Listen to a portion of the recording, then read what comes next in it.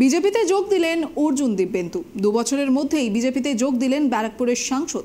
পাশাপাশি বিজেপিতে যোগ শুভেন্দুর ভাই দিব্যেন্দু অধিকারীর। অবশেষে তৃণমূল ছেড়ে বিজেপিতে অর্জুন দিব্যেন্দু।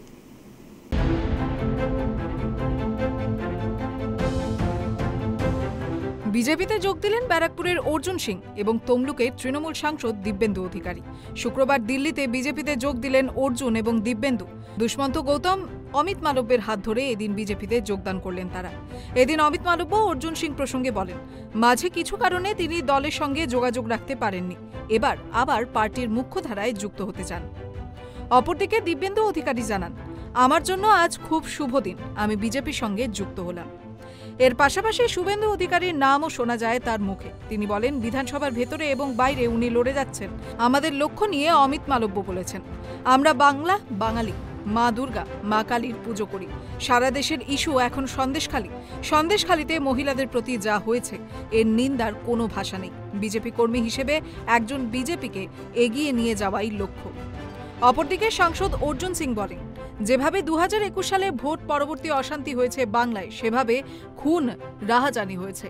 সেখানে সব থেকে বেশি আমার এলাকার লোকজনকে অত্যাচারিত হতে হয়।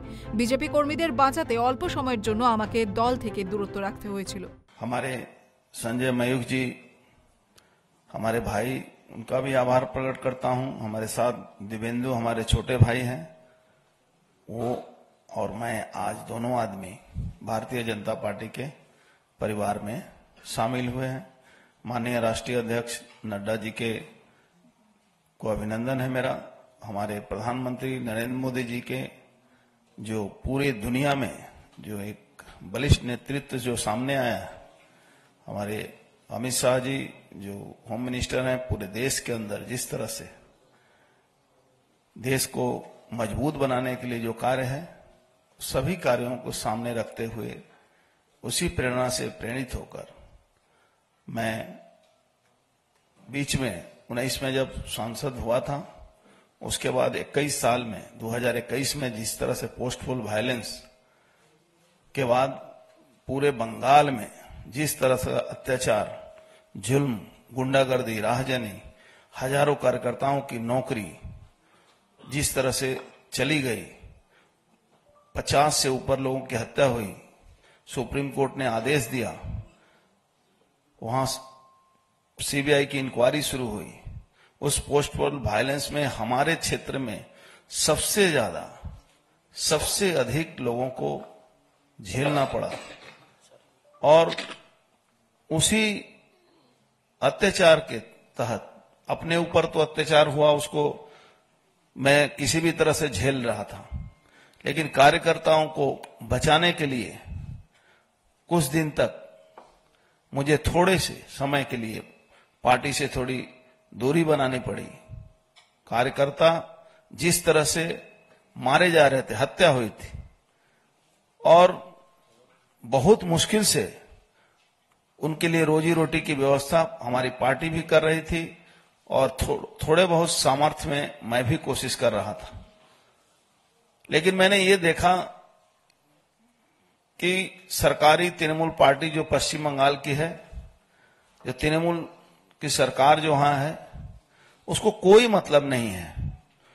वो सिर्फ और सिर्फ पुलिस और गुंडों के बल पर अत्याचार करके शासन में बने रहना चाहती है।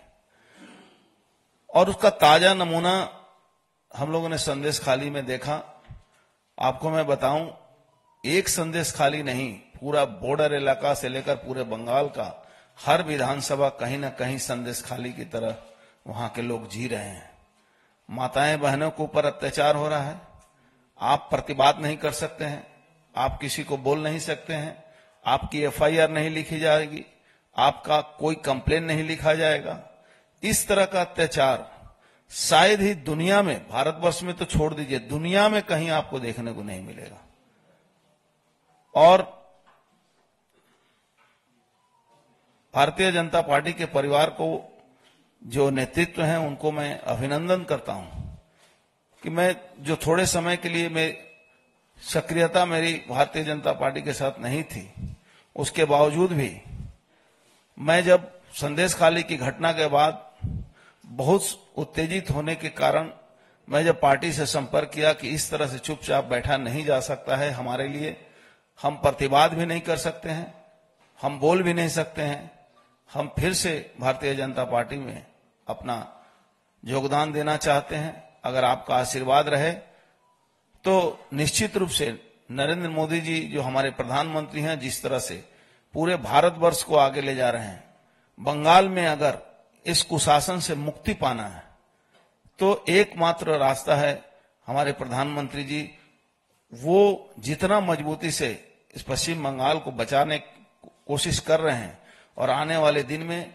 उन्हीं के हाथ से ये बंगाल का उद्धार भी होगा और इस अत्याचारी शासन का अंत भी होगा, जहां प्रशासन और गुंडे एक साथ मिलकर अपराध को अंजाम देते हैं।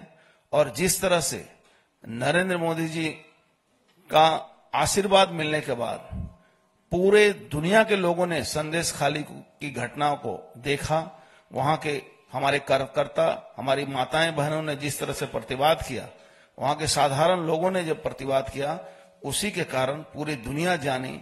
और सबसे बड़ा और एक कारण बंगाल के हमारे जो मतुआ भाई हैं, हमारे जो नमोशूद्र भाई हैं, जिनको सीए का जो कानून लागू हो गया, उससे पूरे क्षेत्र में एक उनको रिकॉग्नाइज हुआ कि नहीं, वो आज रिफ्यूजी नहीं है। इन तमाम बातों को हमारे नरेंद्र मोदी जी जो प्रधानमंत्री हैं, उनके बदौलत ये संभव हुआ है, जिसका प्रतिवाद आप जानते हैं वहां की सरकार, वहां के मुख्यमंत्री सीधे तौर पर करती हैं। उनको बरगलाया जाता है, उनको झूठ कहा जाता है। इन तमाम बातों को सामने रखते हुए जब हम लोगों ने महसूस किया कि इस शासन को अंत होने में एकमात्र एक ही नेतृत्व सफल हुए जो है नरेंद्र मोदी जी, और इसीलिए भारतीय जनता पार्टी के परिवार में मैं फिर से शामिल हुआ और आभार व्यक्त करता हूं हमारे तमाम नेताओं को, जिन्होंने मुझे ये मौका दिया कि आने वाले दिन में भारतीय जनता पार्टी के परिवार के साथ मिलकर बंगाल की जनता की मुक्ति के लिए जो लड़ाई नरेंद्र मोदी जी कर रहे हैं, हमारे प्रधानमंत्री जी कर रहे हैं, उस लड़ाई को हमारी पार्टी कर रही है। उस लड़ाई में छोटा सा भी अगर भी सहयोग मैं दे सकूं तो अपने आप अपने जीवन को मैं धन्य महसूस करूंगा। धन्यवाद। তিনি আরো জানান, কিন্তু তৃণমূল সরকারের এসবে কিছু আসে যায় না। ক্ষমতায় থাকতে পুলিশকে কাজে লাগিয়ে ওরা অত্যাচার করতে জানে। সন্দেশখালী তারই প্রমাণ। প্রতিটি বিধানসভায় এখন সন্দেশখালী রয়েছে। প্রতিবাদ করতে কেউ পারবে না, এমন অত্যাচার বিশ্বে কোথাও হয় না। অর্জুন সিং এর দাবি, সন্দেশখালীর ঘটনার পর তিনি বিজেপির সঙ্গে যোগাযোগ করেন, বলেন এভাবে চুপ করে বসে থাকতে পারছেন না, তাই তিনি আবার বিজেপিতে যুক্ত হতে চান। অর্জুনের কথায় প্রধানমন্ত্রী সব রকম ভাবে বাংলাকে বাঁচাতে চান, তার হাত ধরেই বাংলা উদ্ধার হবে আগামী দিনে। উল্লেখ্য, ব্রিগেডের জনসভা থেকে তৃণমূল প্রার্থী তালিকা ঘোষণা করার পর থেকেই বেসুরে বাজছিলেন সাংসদ অর্জুন সিং। এরপর থেকেই জল্পনা চলছিল তার বিজেপিতে ফিরে যাওয়ার। বৃহস্পতিবার নিজেই সেই জল্পনায় শিলমোহর লাগালেন, জানিয়ে দিলেন তিনি বিজেপিতেই ফিরছেন। সেই সঙ্গে এও জানিয়েছিলেন আরও কোনো এক বড় নেতা বিজেপিতে যোগ দিতে চলেছেন, তবে তিনি কে তা জানাননি অর্জুন। আর আজ দেখা গেল তৃণমূল ছেলে অর্জুন সিং এর সঙ্গে বিজেপিতে যোগ দিলেন শুভেন্দু অধিকারীর ভাই Dibyendu Adhikari. Bureau report, tribe TV Bangla.